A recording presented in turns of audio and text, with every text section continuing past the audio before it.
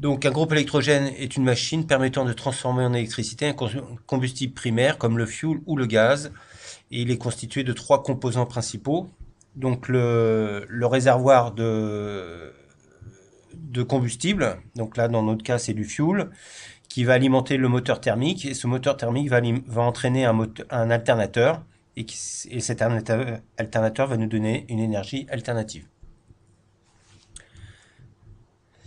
Donc dans les groupes électrogènes, on a deux types de groupes électrogènes, des groupes électrogènes à gaz et au fuel.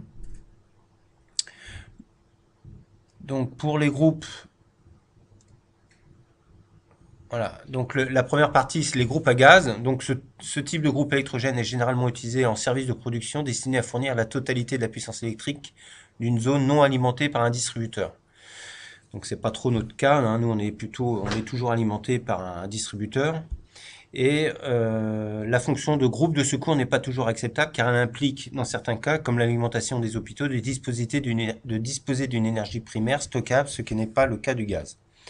En plus, l'inconvénient du gaz, c'est qu'on a un impact de charge qui est plus faible qu'avec un groupe fuel. Hein, l'impact de charge au gaz est de 30% de sa puissance nominale, alors qu'avec un groupe fuel, on a 75%.